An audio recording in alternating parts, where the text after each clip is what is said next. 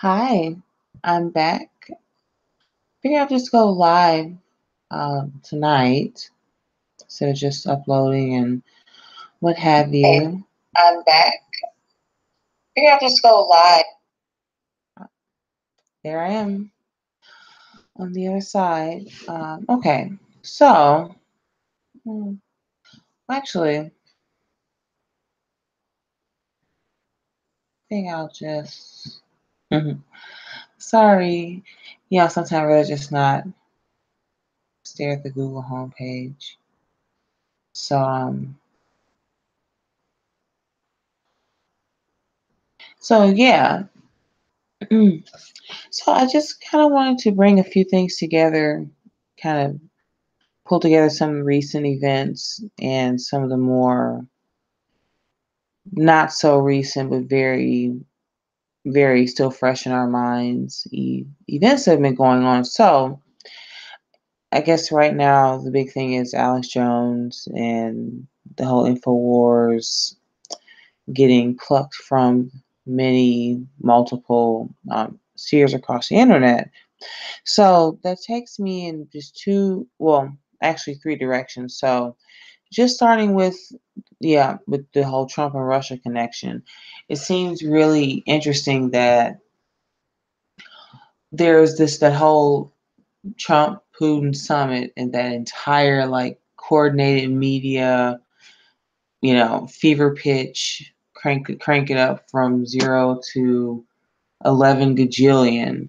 So when that happened, I think there's the fear is kind of setting in that, I mean, if they have to go that outrageous, they have to go that like, full, pedal to the metal, and the people kind of like laugh and giggle and snicker, or maybe some would argue even worse, they just kind of give up and roll over, and they can be bothered. The stakes have to get higher and higher. Like sometimes when people argue, they say, well, you don't want to spank your kids because if you do, first you're just swatting their hand, then you're swatting their bottom, then you're using like a belt or this. Like the stakes have to always get higher and higher. So that's just kind of a one um, comparative example I've heard people reference. So then you have just that happening within I mean, that was really only just last month, maybe even just maybe more a few weeks ago. It's interesting just how everything just keeps things that seem like they were like 6 months ago, really only 6 weeks ago, if that. Anyway, so then moving back to Alex Jones, I think the two best takes that I've heard so far were one was Styx Hammer, the other was Nick Fuentes. Now, granted, there were other people, engaging in the whole conversation about what this means, what this means. So actually, on Luke Ford and Kevin Michael Grace really pulled it apart. I didn't get to see the Luke Frame Games discussion just yet, and actually, while I was getting ready to come on tonight, I took a peek and I took a little peek and I realized that actually Alex Jones was on Opie and Andy, not Opie and Andy, God, no, Anthony Cumia's show. Sorry, it just rolled off the tongue so well. What that was like, so like forever ago. Anyway, um, so so I have a note here, and I guess no, because I'm not going there. I mean, they're all. I think everything they both had to say in full, especially Sticks, because the biggest thing with him is that he's been pointing to this being an issue for some time. That well, one aspect of his argument is that think about it this way: an hour is 60 minutes. Some shows are 30 minutes. Now in the internet era, there's like sometimes even like shows and little mini. There's even like a mini series that was on here on YouTube primarily. It was in tandem with Showtime. There's a bunch of vignettes. They were all like just 10-minute episodes. So in theory, you could watch 6 episodes in 1 hour of this mini series drama on YouTube.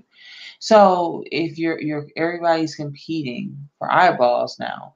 I even noticed this, like I found myself watching more like normie news clips during the day just to kind of like, I mean, usually it's doing all these little, you know, Trump derangement syndrome freakouts. So I'm like, I just want to see how they're handling this on like the main, on the main corporate media channels, and they're doing their hysterics and getting their clicks and coins, and so they're competing for eyeballs. Their materials have to get shorter and punchier. They have YouTube channels. So kind of at the heart of what Styx has suggested in the past, and also in tandem with this happening with Alex Jones in Infowars, is that they're directly competing with you as independent content creators. Now, obviously, Alex Jones inhabits quite a universe compared to even Styx or Nick Fuentes, who I referenced here in the description. But actually, this is what Nick Fuentes honed in on, is that Alex Jones represents kind of large. He's like the biggest fish in this kind of independent, new alternative media paradigm that we've been in probably definitely a decade, if not a bit longer, of course. So just stopping there, kind of tying that in. They both had really good takes on the on what's going on with Alex Jones. Sticks in terms of how he's references back to, besides the political ideological arguments, especially in the wake of the whole Sarah Young thing this week, the Candace Owens thing this week too. We're kind of at this weird. So you have that happening, but they just also are competing with someone with a camera and a microphone and a laptop in their bedroom. And when you see some of the numbers come back, Jimmy Dore, who I'm just about to mention and tie this all in with as well, just did a video recently about like the numbers for a lot of these morning shows are kind of in the toilet. Now, granted, I turn on Fox and Friends in the morning just to kind of like, not every morning, but like depending on whatever I'm doing that particular one, and just listen maybe for a second or two if I'm up early, but it's not something I do religiously, just to kind of maybe just tune in if I feel like it. But basically, these older, more powerful networks, they're having the playing field leveled in so many strange ways. And as a conversation, these Overton windows keep getting pushed and pushed and pushed. They're weakened, but they still have these institutional strengths that they can use to exert force. As we saw with Alex Jones, but as we've been seeing, even with Jared Taylor, American Renaissance, and Twitter. Actually, today, in tandem with all this, I heard that some people tied to Ron Paul and that kind of that libertarian sphere there have been like yanked from Twitter. So, moving over to how this ties in with Jimmy Dore. So Jimmy Dore did a video today about, and basically some of the words saying, look, because famously, was at the RNC. Young Turks were there at that convention. It could have been the DNC, but I feel like it was RNC for some reason, but I could totally be wrong. So there's a confrontation, and Jimmy Dore spit on him. I know, I don't co-sign that. That's like one of the most disgusting things you can do to someone.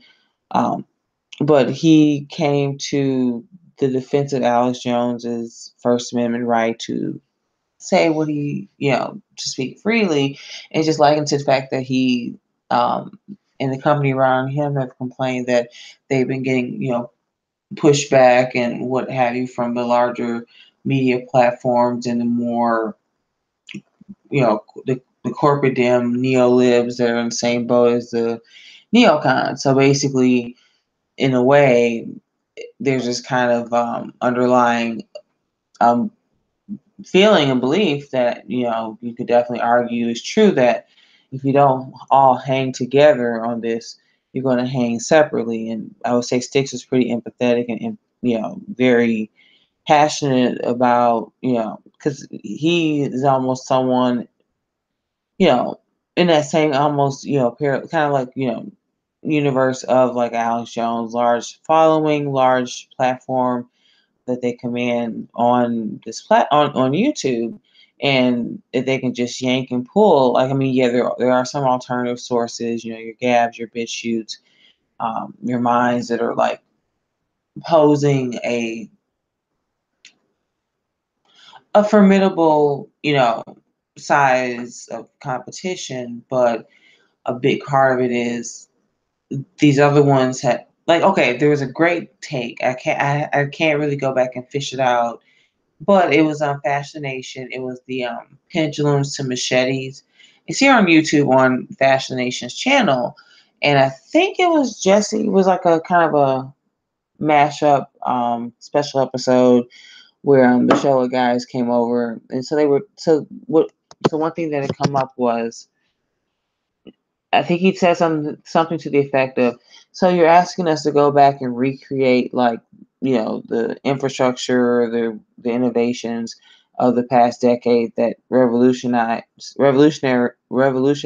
because it created social media. You're asking us just to go back and do your own totally separate, but same separate but equal version of that, all on our own." And even more crazily, because even on the Jimmy Dore show, someone said, "Oh, well, we should." Oh, hey, grilled cheese, how you doing? Yeah. Goodness, sorry, I was saying hi and I lost my train of thought. It's okay. It's okay. Yeah. So this is about money. It's about eyes. Uh, it's about the stakes, because it's like you really stop and think it's really only been a year and a half. Oh, perfect segue point. Because I think Nick Fuentes has said this to some effect, that basically they want to make sure what happened in 16 doesn't happen again. But it's funny because you would think, like, I mean, I guess it's that level of arrogance or incompetence to the fact that it's obvious in so many ways they just put their head down and pretended they didn't see what was coming. But that's even where sometimes you ask yourself if the what was coming is a little bit of a show unto itself. But yeah.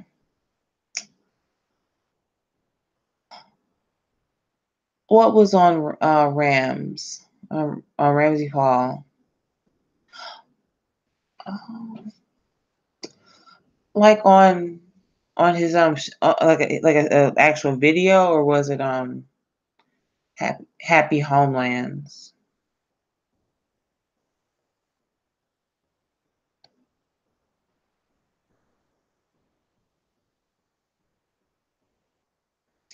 Yeah. um Yeah, that's the so speaking of being midterm season, I've been just trying to get my head around some more of the political, touches here and there. That's actually something I'm looking forward to. I believe actually, I was listening to a couple episodes again of Fashion Nation, and I was really surprised. Like, I think they said something. Oh, they were putting together like a voter guide for November, just kind of across the country, wherever they can get good intel or people to contribute, and that'd be something to look for. There's some promising guy here. I'm gonna keep this a little bit short tonight. Let me see, what is his name. There's someone running for office here in Minnesota that's pretty cool. I'll have to grab it later because there's actually something else I want to check out. But anyway, so kind of ventured there for a second. So there's just, what, the stakes are just too high now. Everyone is just kind of freaking out. They can still take you off of platforms, but it's like someone losing control and they're just kind of, throwing spaghetti and things at the wall. I mean, that can't get someone deplatformed and pulled, but it just feels like this is all just a year or so of all this like manic, frantic, insanity and turmoil and turnover. You almost think people are just going to burn out. I mean, they can't take everyone off of YouTube for hate speech or whatever it is, but I guess in some ways they can. But yeah. Oh, good. Last Saturday. Okay. Thanks for letting me know that. I'll have to check that out. I've seen a few of Happy Homelands. It's good stuff. So let's see, what else do I have written down here?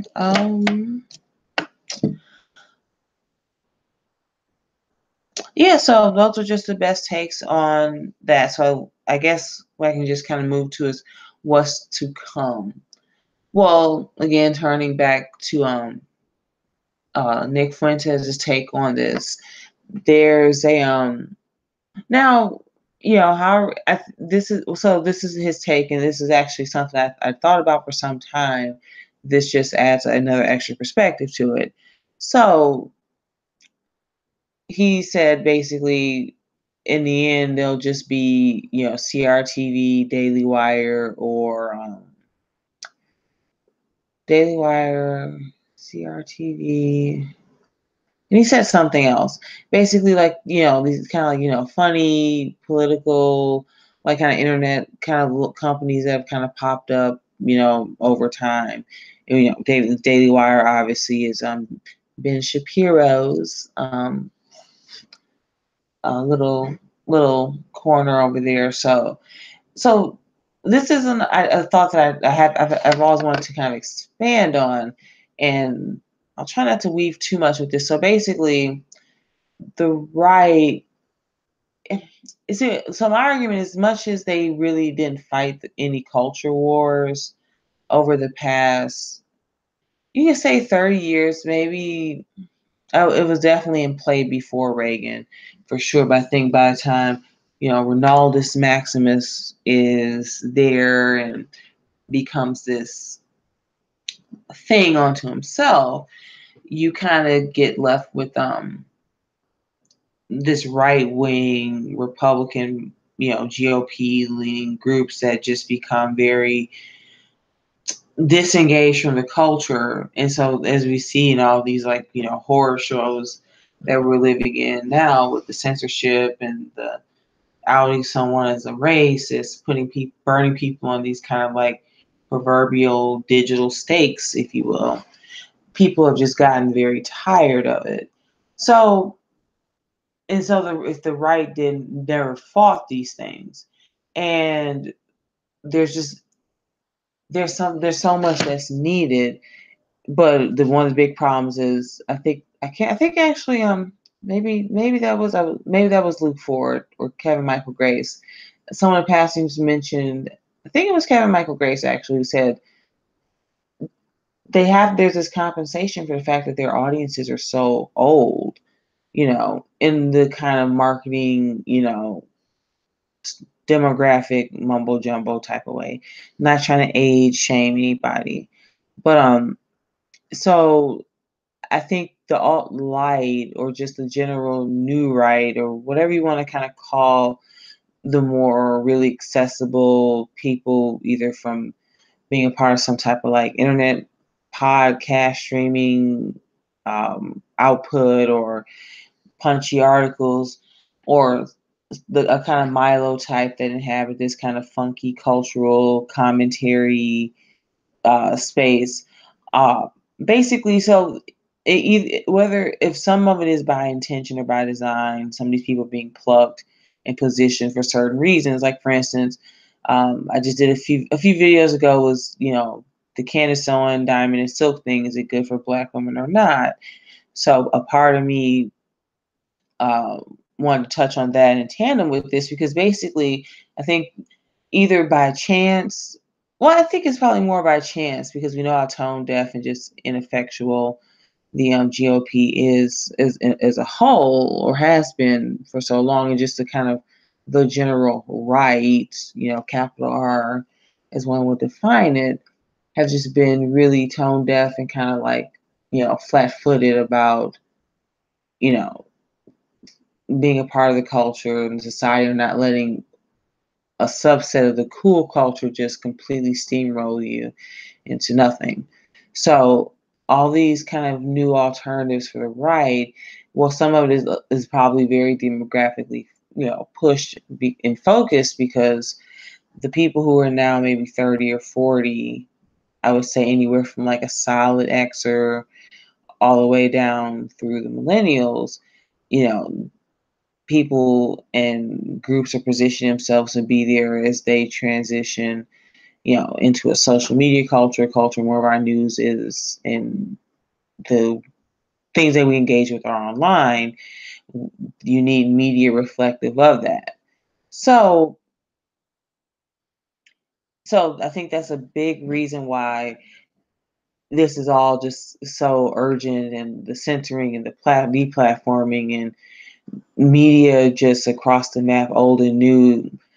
It's almost like it was in nature. Like, think about the glaciers and these big pieces of rock and ice and rubbing against each other, like, tectonic plates. Well, think about that just in a geological sense, and all the natural phenomena that happens from that action alone. So these all feel like these kind of big, what moments. But I wouldn't be surprised if this is all in a bird's eye view, just playing out over a decade or so, and then we'll just be on the other side of things, and they'll be like, oh, there's all that kind of friction and some skirmishes, and then we'll look up and it'll be like, oh, here we are. We'll make it through this in the bird's eye view without, like, you know total pitchfork civil war, where we won't have to be it's like a phrase I used to pick up on, like the zero hedge comment sections. Like, someone would always joke, yeah, I'm going long pitchforks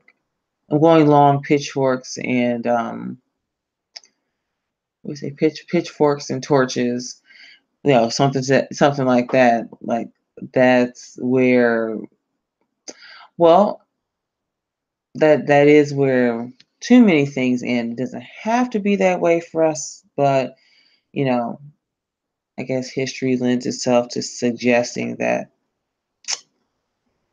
that might have to be the way things are resolved. Yeah, but hopefully not. And again, the bird's eye, I think what's to come is, this is really just a very a time that feels so full of so much friction, but in a bird's eye view of a decade from now, watch these interactions happen, but also, I, the bird's eye view says this is natural. It's a rather large growing pain. We'll make it through. No civil war. You can see people are coming to our side. Yeah, yeah, and then also just varying kinds of like ways where it's like some people. There's enough people who are getting it, and actually, I had one thought while I was coming on. It's interesting. I think it's like the peace thing. I know this may sound a little cliche, and I hope it doesn't, but I think the peace thing that might be scaring them. Like, think about, the contractor arms types who make money off of the weaponry going here, going there, public, private. Like, it's not like, they don't want to like eat kittens, but again, it's that old saying, you can't ask a man to understand something his paycheck depends on him not understanding. If I'm not goofing that saying up, that's maybe part of the problem we face too. Maybe some of it isn't hopefully so nefarious. Because at a certain point, just how dumb and wrong our betters have been about so many things, and you would just have to find it hard that this is just nothing. This is arrogance and incompetence. It's not. Maybe they're like boiling chicken feet and baby bones and, dancing around the moon or something. It's just gross ineptitude. Let's see.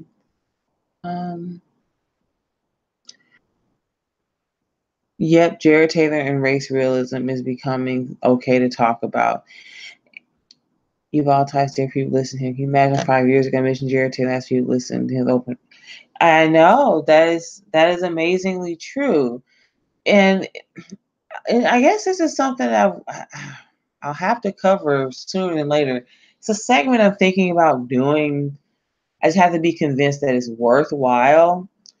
But so there is. I know I've said this before on my other channel and videos. It's like people are saying the same thing in these very different circles and groups, and maybe they don't always come to the same end point or the same place.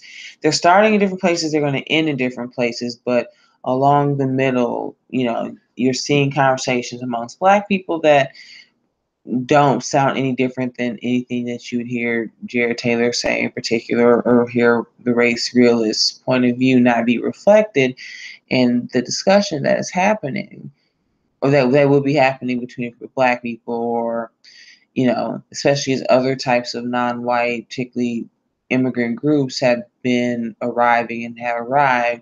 We think about, the Mexican south of the border, South America question more often than anything, but there's a lot of more open race conversations that are happening, and we just kind of have the people are moving over and they're happy or easier to say it now, but there's still too much of a benefit for people who I'm not trying to just keep repeating that Booker T. Washington quote over and over again, but you're seeing some things change, but you're seeing some things stay. The window is moving. I'll leave it. The window is moving. I think it's definitely more different than 5 years ago. But then that's what kind of makes you go, then how they're still just pulling Alex Jones off, or the very anti-white, disgusting, comments. The new New York Times Korean writer. Maybe it's a tug of war. I'm not an ethno-nationalist, but I know Black community.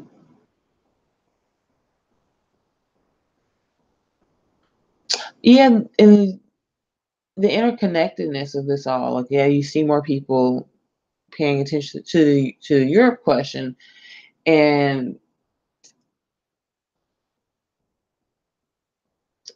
you have to wonder: I was wondering, are we? It's like there are some mutual influences, and now that we can share more of this information openly across the globe, people are able to tune into conversations that they may have put off or they might not have had access to. People are paying a lot more attention and taking a look around, and it's good. Yeah, it's there's some dark clouds, a few dark spots, like for instance, the from what I understand, Julian Assange. Now I feel like this story is floated a bit like he may be getting extradited potentially, and that's something interesting. I don't really.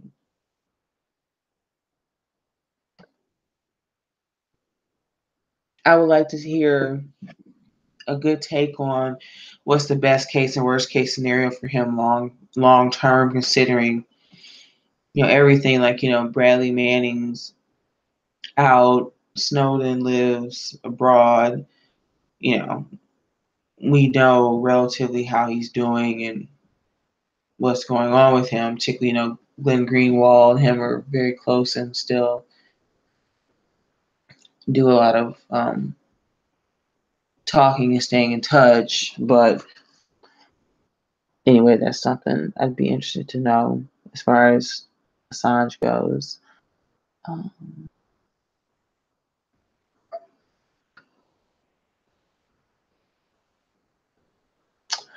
I could see that. I think so many people in the USA got used to having a black and white country and dismiss race realism for differences. Yeah, I agree for the most part. I think a few things are really just differences, but the things that are specifically race, if we just, it's like it's not even just like, oh, we all need to discuss and we all need to sit around and like, talk about like genes or um blood type, physique, phenotype. We don't have necessarily do that, but that's a part of it because we have a lot of societal problems and differences that have arisen because of us never having or even having the ability to have a well-rounded discussion about what those differences could be and what we can anticipate in behaviors. If you think about a lot of those ideas kind of running up alongside the same time frame as, World War One, World and the eugenesis, and then closer into World War Two, where you have, Hitler, the Mangala, the whole idea of anything with differences, race, uh, physicality, whatever, becoming just absolute taboo, then there you go. People see. Yeah, it's like I don't know what's the thing. Like sometimes people just don't. It's like with babies and the object permanence, where I think it's something that lasts up until about what maybe 8 months, 10 months for infants, where they can only if you give them a teddy bear to play with it, then you like hide it behind your back. They kind of forget and don't know that like it's just behind your back. It literally just goes away. It doesn't exist because they don't see it. They don't have the know-how and the skills yet to understand that. So that's how I think a lot of people just see some of these issues. Well, it's not directly in front of me, or it's in front of me for a second. Oh, then they pull it away. They don't talk about it on the 9 o'clock news. You don't hear the repetition of it when that's happening.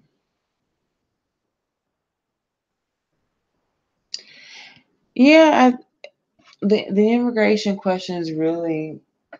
I mean, if you think about the election through now, you knew it was going to be something that people talked about, but um, and you knew it was after everything that was said, it was going to be something we were going to be talking about for some time. I, I mean, I think we'll be talking about this for a long time.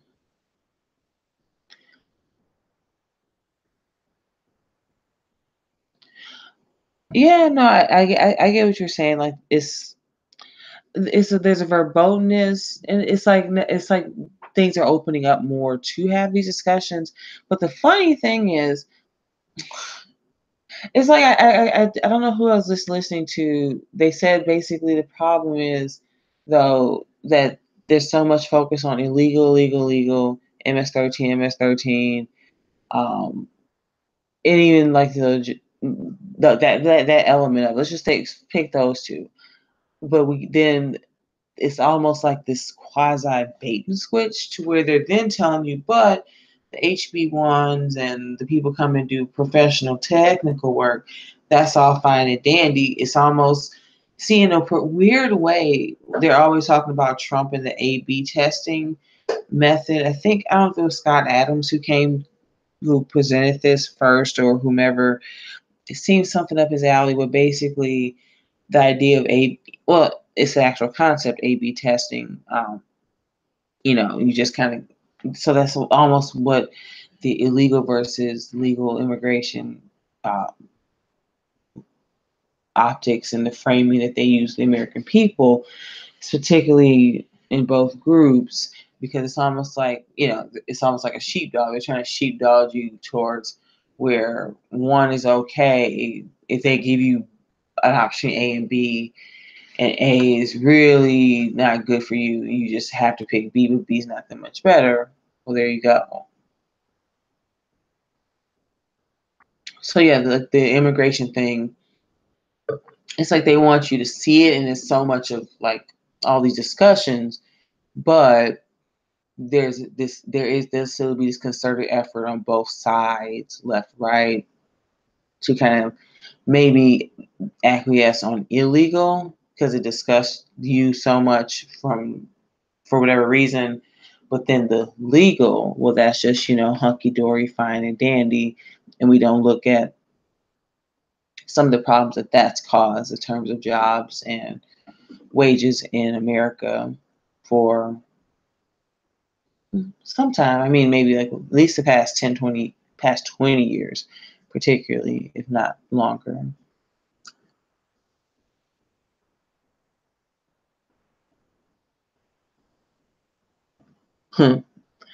Yeah, talking in code, saying, Canadians and Mondays and all that kind of business. Yeah, I mean, there's some of the release valve is off, and people feel more comfortable, like you said previously, like 5 years ago, mentioning, Jared Taylor and race realism versus now. So I then imagine where we'll be at the end of Trump's presidency. Like, what what other things will we have said or been able to say like by 2023? So it's weird. Like every time I think about like the years now, sometimes I'll think about being a kid watching like Star Trek Next Generation, and what year is that? Like the year 2300 or something like that, or whatever it is. Like these big futures. So, but it does kind of help to say those like years out loud and really think about yourself and us, all of us moving through those years and being in a different place.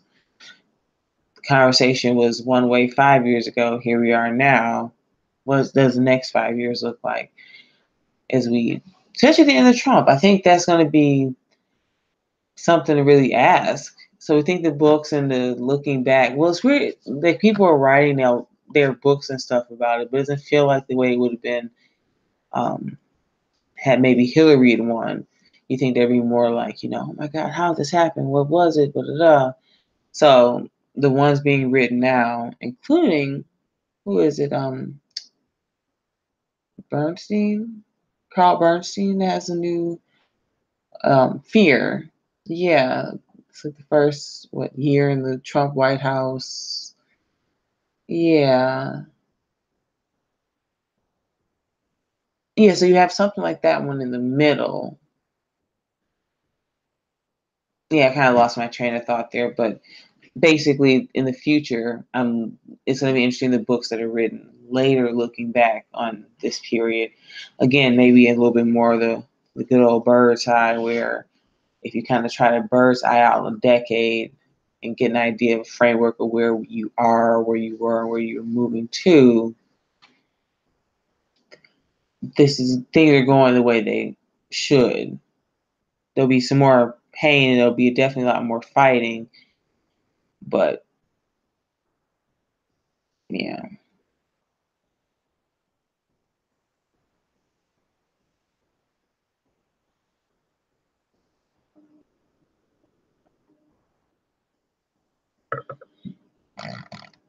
Yeah, I mean, so a lot more Black people talking about it. This is something I think might be interesting to cover. There's an argument, and I know it happens in a couple different places. I only observed this in like two places that kind of tangentially visit sometimes. Now, the Black Americans in swaths in these groups are taking issue with, particularly the immigrant Africans, Western, Southern, Eastern, in particular, who come and some of the affirmative action and this and that and what have you that they're getting is something that the DOS or descendants of slave Black American types say that these were those 60s civil rights movements and acts and civil rights, this and that was set for us. And so then have, decades later, them kind of using some of those same benefits that our specific, branch paid for.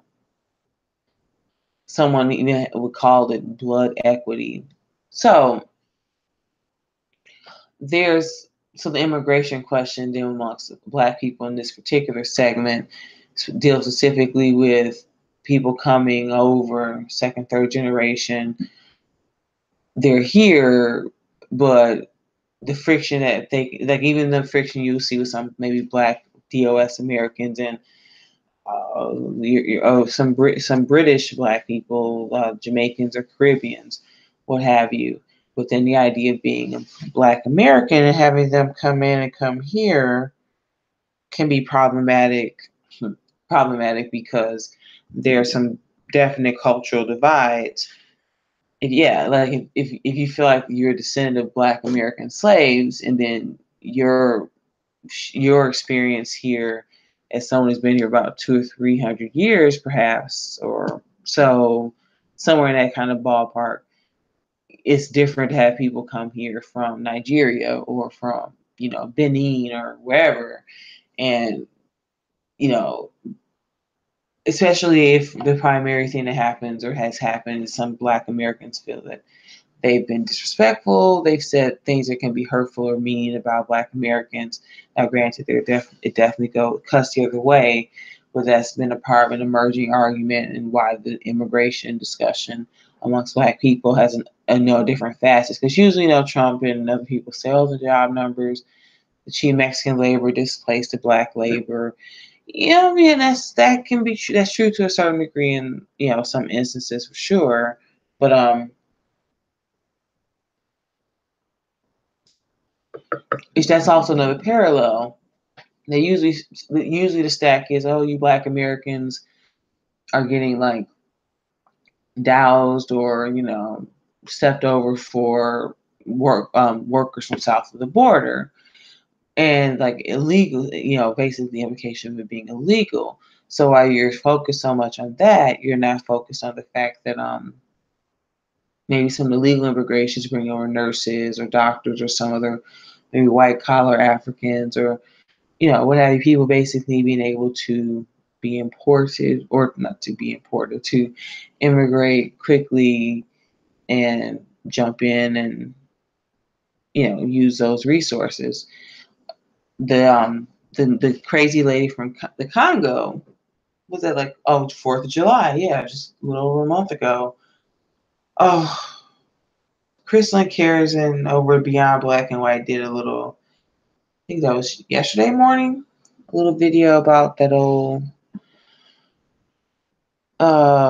attention seeking Congolese lady. Absolutely terrible.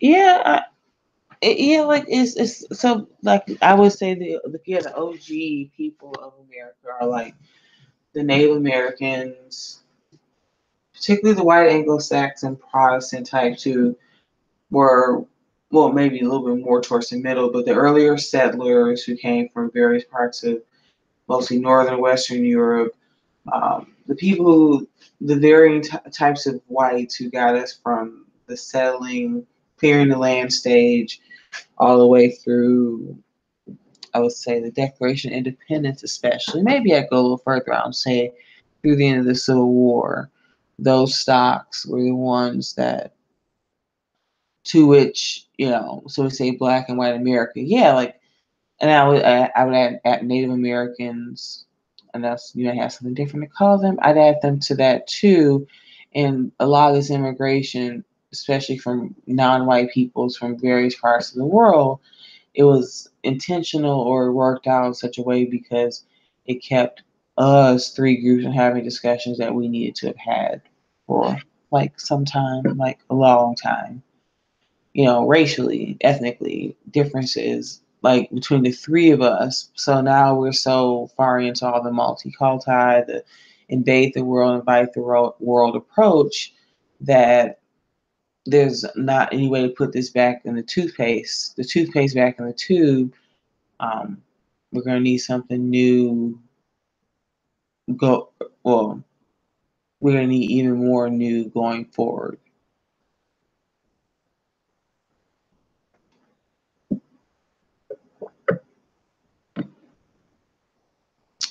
Yeah, yeah. So I just wanted to hop on with that original, just kind of tie in, you know. So the whole Alex Jones issue with Infowars, Jimmy Dore, Nick Fuentes, and Styx and Hammer. Just interesting how they all kind of squared up in different positions about this story. Again, I would say watch for more to come. It seems like this is kind of like a long. I know this may seem not like the best comparison, but kind of like All Quiet on the Western Fronty. Just kind of in our trenches, a few shots up and out, long kind of, you know, it's like this. It's like this. It's like this fast media war back and forth with everyone. This beef. It's moving so fast, but it's also just kind of this slow motion, like again, like these tectonic plates moving against each other and changing the horizon. Beefing it out in a very grinding. I want to say primordial, but that doesn't seem like the word I'm looking for. I'm pretty good with my words tonight, except for that one. I was like primordial, but yeah. Yeah, you can ask me something. Real cheese. What would you like to ask me?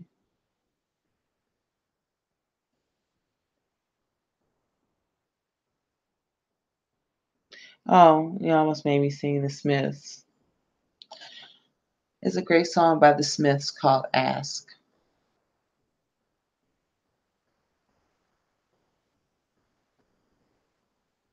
The ladies.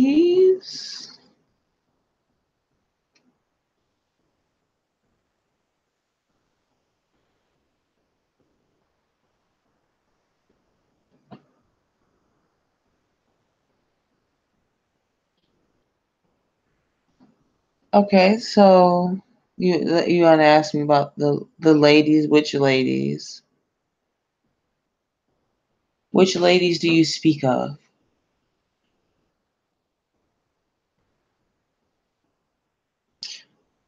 Oh, okay. Yeah, the ladies. I'm familiar with those ladies. Well, most of them.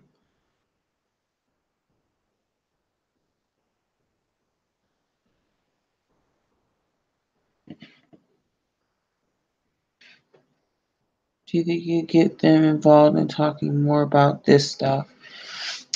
Um, I mean, me in particular, I don't know, like me in particular per se, but I do see like some things, like again, like some of these overlaps. It seems like, especially there's been kind of a couple things going on where like, Kendall left YouTube because of like some of the silliness and the drama, particularly around Black women and some of their foolishness, and even ran into a similar problem on Facebook. So she's building. I think she's building some kind of new thing. Crystalline, the pink pill is, there's a lot going on behind the scenes with that, and people participating in that. Um, I mean, there's some voices there, and there's some things I think I might be able to do to add to the conversation. Maybe bring some more people. Maybe not anyone just particular you mentioned there, but other people in that scene. I see some things that already sound like what we're discussing.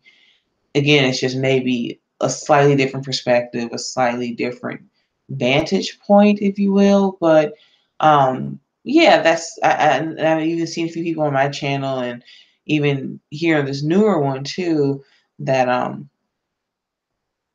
that are kind of from those circles, and some people I would definitely, want to tap or maybe also include in the conversation. Because I'd like to do is maybe just get a few women kind of from that scene just to kind of maybe bat some of these questions around too. Maybe do like a one-on-one type of hangout or something like that. But yeah, so that's definitely something.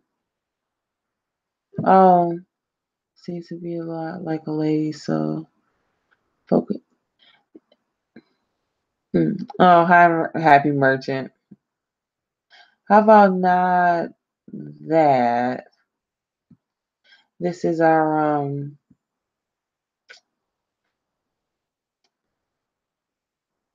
yeah. I've already got put in YouTube hate speech jail before. It was just so strange. I just can't believe it happened a month ago.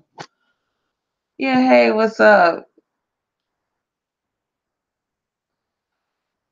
Just a little late night kind of breaking news. Just been chit chatting with grilled cheese here for a second before I troll these streams. Like I don't mind being trolled a little bit in all good jest. It's fun and it's very healthy. But yeah. So I'm just getting back into the stream of things here. I'm actually gonna probably have to wrap it up. It's almost 1 for me, and I've been real dedicated to my new routine. Yeah, no, I get what you're saying.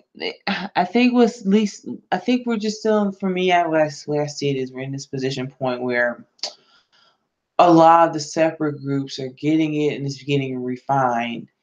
Um, Everybody's kind of ready to start saying these things. There's still some emotionalism, especially the Black women, particularly even the people, like a lot of the people that I'm kind of familiar with in some of these places online.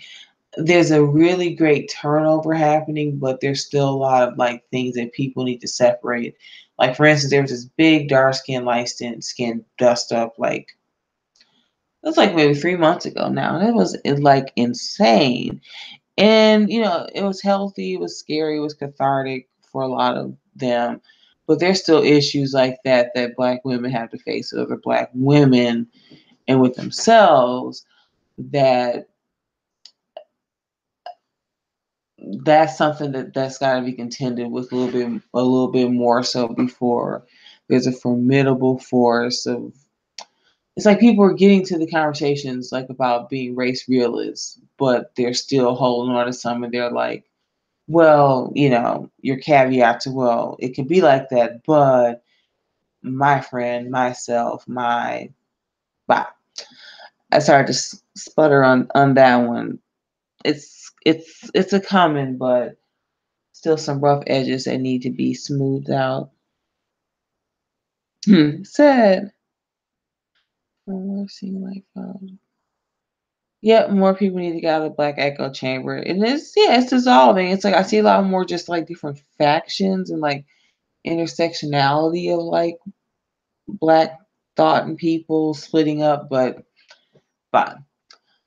I'm doing my old thing. I've been working pretty hard to really streamline a bit. So when I start to get to a point, I get to kind of the end of where I'm at and what I think I have to contribute, I'm just gonna pause and walk away from it. So yeah, this was fun. Definitely would do doing these longer. I think Saturday for sure.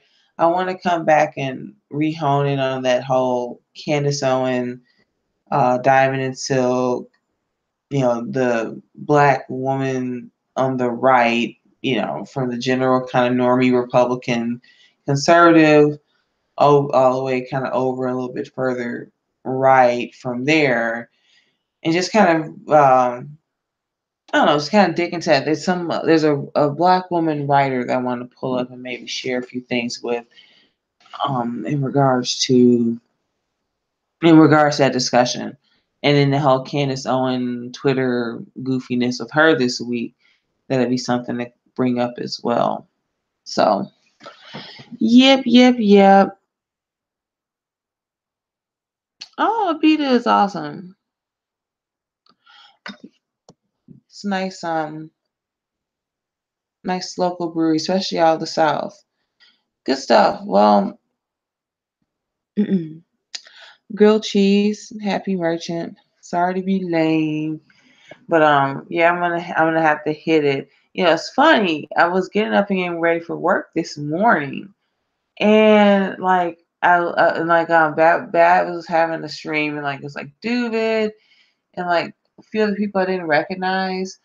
And it was like about 8:30 my time Central Standard. And I looked to see when it started. It was like 7 hours ago. I was like, no way. There's some interesting points that Baz was making about his, Mizrahi background. There's kind of this little bit of back and forth between Dubit and another guy. All in all, that was really cool, like way to start the morning. I was like, oh, no way. Like, and I run into a few people's streams like that where like it's like it'll be like 8 in the morning from your 7, and I look and it's like, dude, they've been on for like 5 hours. Oh, anyway, that was really cool. I want to hit it so I can hit up some yoga in the morning, and I'll be back very soon. I'm thinking definitely the Saturday stream to kind of talk more about this Black women and conservatism and on the right thing. And definitely, there should definitely be some more to come back with in the meantime. So make a swift exit for once. Peace. Thanks for stopping by, and I'll catch you guys later very soon. Seriously, grilled cheese, happy merchant. Thanks for dropping by. I hope to see you guys again. Cheers, and have a good night.